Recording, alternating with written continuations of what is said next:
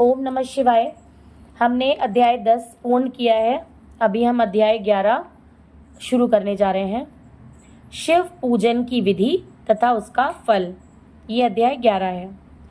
ऋषि बोले, व्यास शिष्य महाभाग सूत जी, आपको नमस्कार है।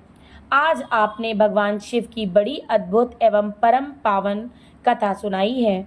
दयानिधे ब्रह्मा और नारद जी के संवाद के अनुसार आप हमें शिव पूजन की वो विधि बताइए जिससे यहाँ भगवान शिव संतुष्ट होते हैं। ब्राह्मण, क्षत्रिय, वैश्य और शूद्र सभी शिव की पूजा करते हैं। वह पूजन कैसे करना चाहिए, आपने व्यास जी के मुख से इस विषय को जिस प्रकार सुना हो वह बताइए। महर्षियों का वह कल्याणप्रद एवं श्रुति सम्मत वचन सुनकर सूत जी ने उन मुनियों के प्रश्न के अनुसार सब बातें प्रसन्नता पूर्वक बताईं। सूत जी बोले, मुनीश्वरों, आपने बहुत अच्छी बात पूछी है, परंतु वह रहस्य की बात है। मैंने इस विषय को जैसा सुना है और जैसी मेरी बुद्धि है उसके अनुसार आज कुछ कह रहा हूँ। जैसे आप लोग पूछ रहे हैं उसी तरह पूर्व काल में व्यास जी ने संत कुमार जी से पूछा था, फिर उसे उपमन्यु जी ने भी सुना था। व्यास जी ने शिव पूजन आदि जो भी विषय सुना था उसे सुनकर उन्होंने लोकहित को कामना से मुझे पढ़ा दिया था। इसी विषय को भगवान श्री कृष्ण ने महात्मा उपमन्यु से सुना था। पूर्व काल में ब्रह्मा जी ने नारद जी से इस विषय में जो कुछ कहा था वही इस समय मैं कहूँगा। ब्रह्मा जी ने कहा, नारद, मैं संक्षेप से लिंग पूजन की विधि बता रहा हूँ, सुनो। जैसा पहले कहा गया है वैसा जो भगवान शंकर का सुखमय, निर्मल एवं सनातन रूप है उसका उत्तम भक्ति भाव से पूजन करें। इससे समस्त मनोवांछित फलों की प्राप्ति होगी। दरिद्रता, रोग, दुख तथा शत्रु जनित पीड़ा, ये 4 प्रकार के पाप यानी कष्ट तभी तक रहते हैं जब तक मनुष्य भगवान शिव का पूजन नहीं करता। भगवान शिव की पूजा होते ही सारे दुख विलीन हो जाते और समस्त सुखों की प्राप्ति हो जाती है। तत्पश्चात समय आने पर उपासक की मुक्ति भी होती है। जो मानव शरीर का आश्रय लेकर मुख्यतया संतान सुख की कामना करता है उसे चाहिए कि वह संपूर्ण कार्यों और मनोरथों के साधक महादेव जी की पूजा करें।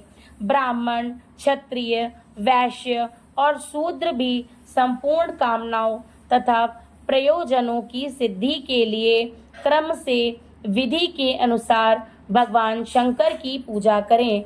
प्रातःकाल ब्रह्म मुहूर्त में उठकर गुरु तथा शिव का स्मरण करके तीर्थों का चिंतन एवं भगवान विष्णु का ध्यान करें। फिर मेरा देवताओं का और मुनि आदि का भी स्मरण चिंतन करके स्तोत्र पाठ पूर्वक शंकर जी का विधि पूर्वक नाम लें। उसके बाद सैया से उठकर निवास स्थान से दक्षिण दिशा में जाकर मल त्याग करें।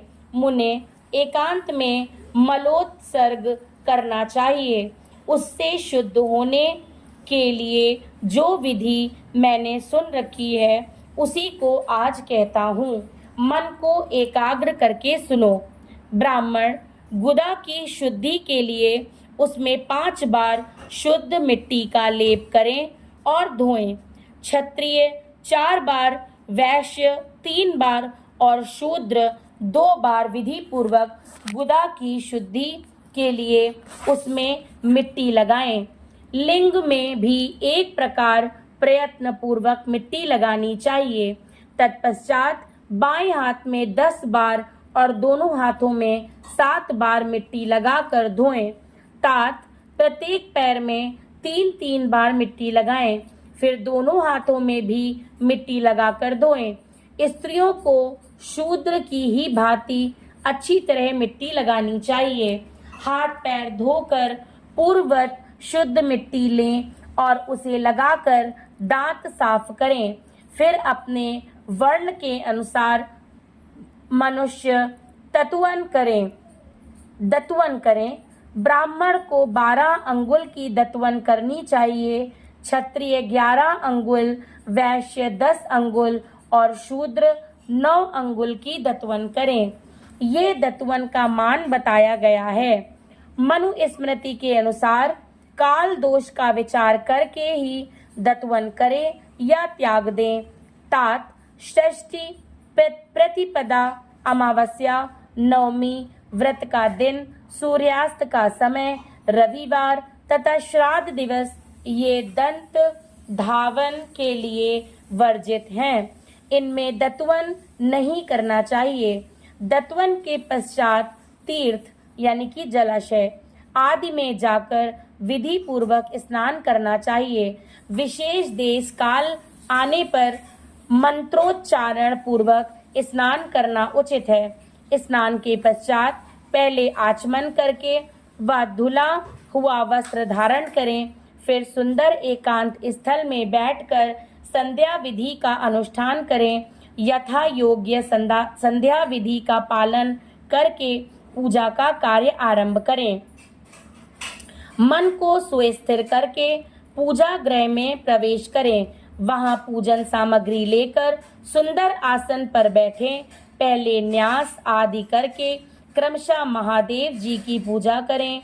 शिव की पूजा से पहले गणेश जी की, द्वारपालों की और दिक्पालों की भी भली भांति पूजा करके पीछे देवता के लिए पीठ स्थान की कल्पना करें अथवा अष्टदल कमल बनाकर पूजा द्रव्य के समीप बैठें और उस कमल पर ही भगवान शिव को समासीन करें।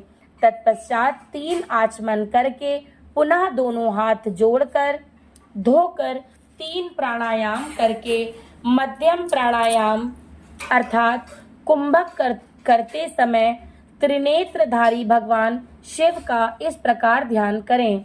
उनके 5 मुख हैं, 10 भुजाएं हैं, शुद्ध स्फटिक के समान उज्जवल कांति है।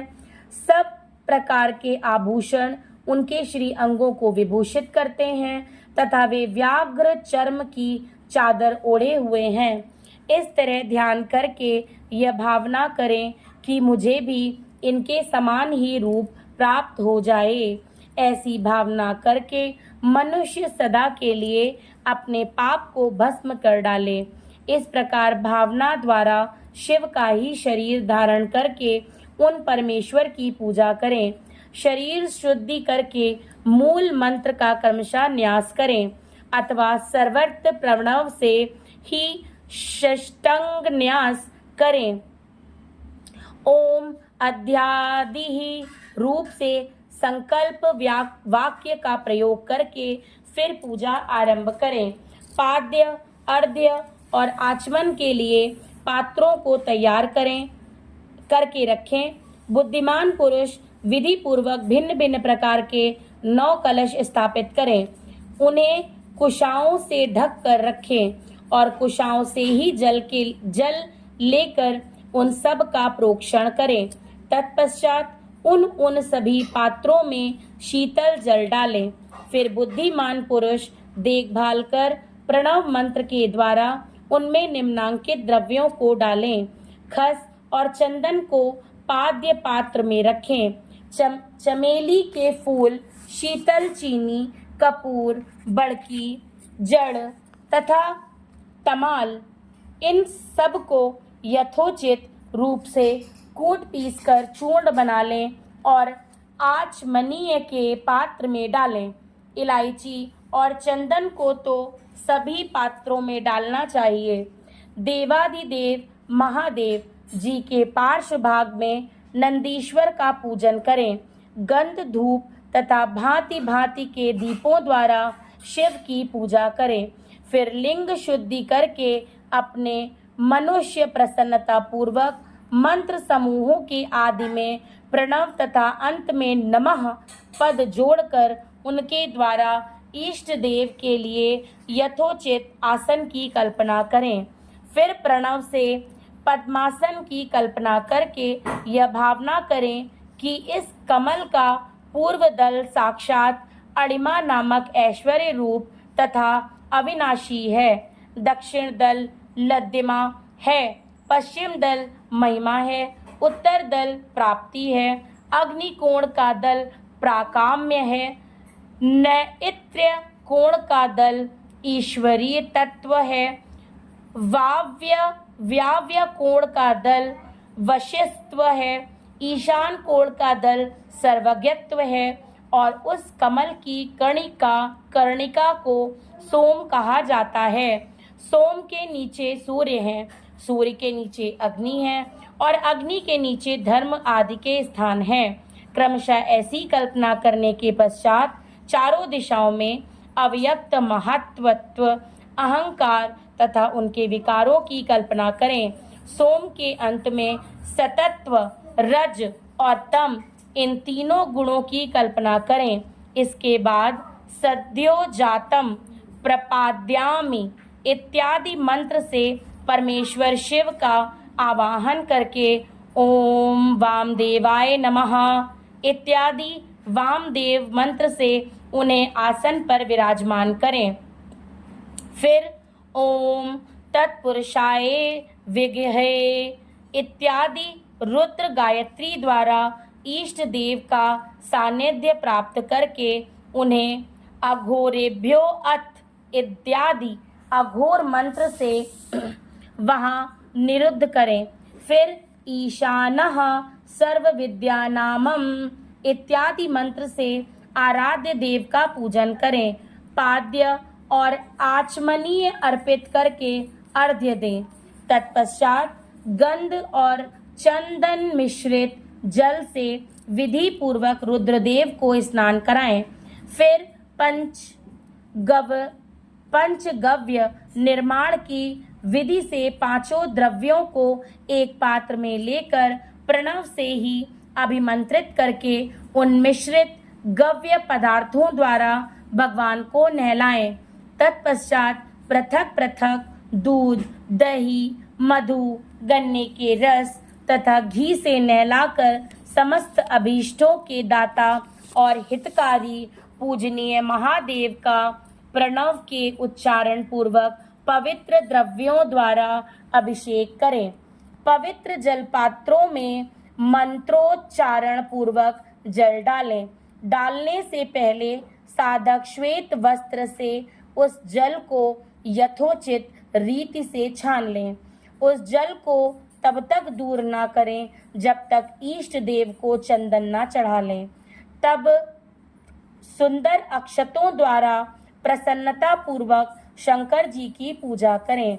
उनके ऊपर कुश, अपामार्ग, कपूर, चमेली, चंपा, गुलाब, श्वेत कनेर, बेला, कमल और उत्पल आदि भांति भांति के अपूर्व पुष्प एवं चंदन आदि चढ़ाकर पूजा करें। परमेश्वर शिव के ऊपर जल की धारा गिरती रहे, इसकी भी व्यवस्था करें।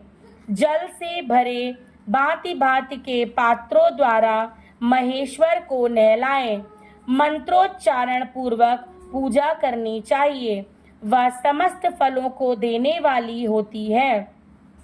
तात अब मैं तुम्हें समस्त मनोवांछित कामनाओं की सिद्धि के लिए उन पूजा संबंधी मंत्रों को भी संक्षेप में बता रहा हूँ। सावधानी के साथ सुनो।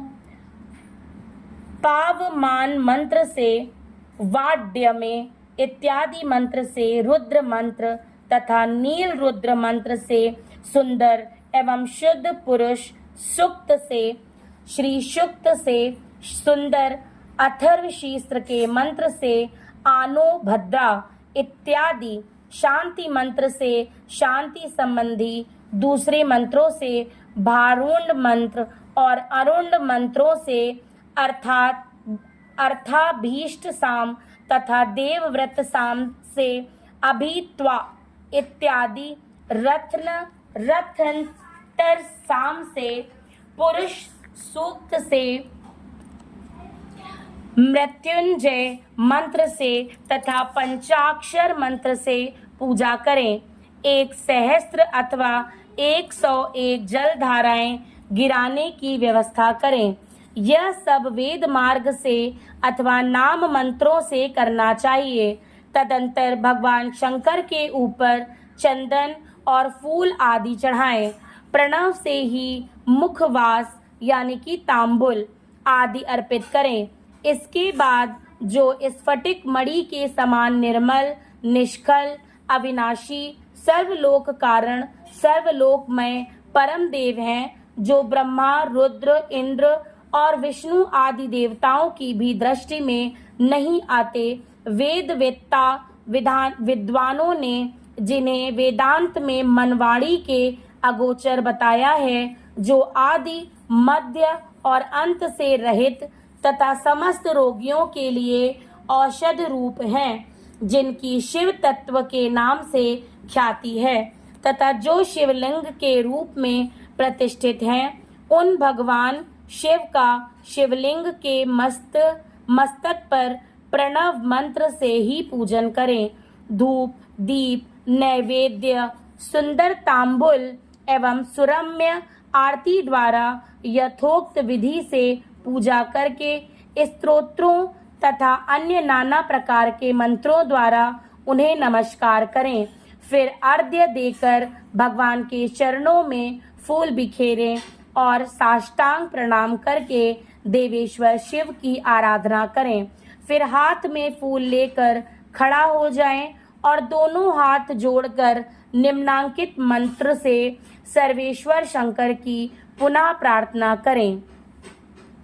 आज्ञान्यद्यति वज्ञानार्जप पूजताख्यं मया कृतं तदस्तु सफलम कृपया तव शंकर।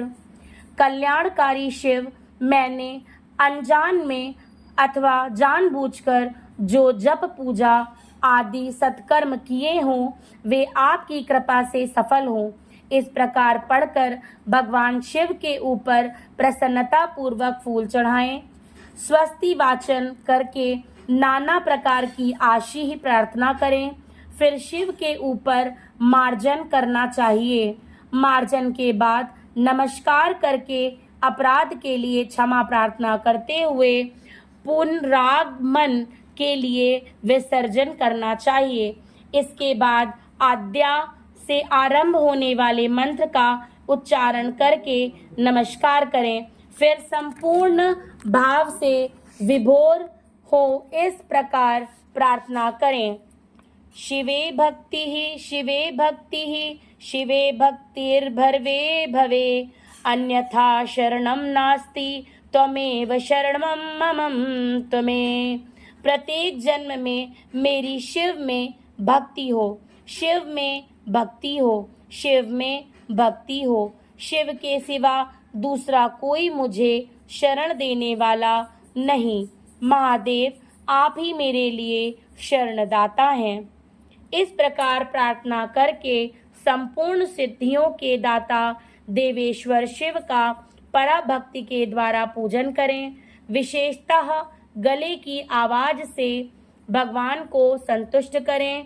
फिर सपरिवार नमस्कार करके अनुपम प्रसन्नता का अनुभव करते हुए समस्त लौकिक कार्य सुख पूर्वक करता रहे। जो इस प्रकार शिव भक्ति परायण हो, प्रतिदिन पूजन करता है, जो तो उसे अवश्य ही पग पग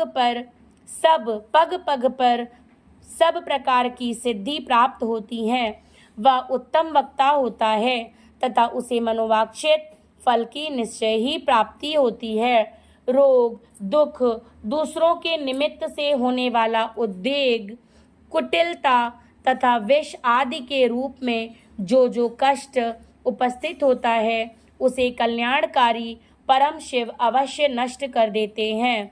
उस उपासक का कल्याण होता है। भगवान शंकर की पूजा से उसमें अवश्य सद्गुणों की वृद्धि होती है। ठीक उसी तरह जैसे शुक्ल पक्ष में चंद्रमा बढ़ते हैं, मुनुश्रेष्ठ नारद इस प्रकार मैंने शिव की पूजा का विधान बताया। अब तुम क्या सुनना चाहते हो? कौन सा प्रश्न पूछने वाले हो? यहाँ पर हमारा अध्याय 11 समाप्त होता है। ओम नमः शिवाय। कल हम आगे की चर्चा करेंगे, जिसमें हम बताएंगे कि भगवान शिव की श्रेष्ठता तथा उनके पूजन की अनिवार्य आवश्यकता का प्रतिपादन क्या है। ओम नमः शिवाय।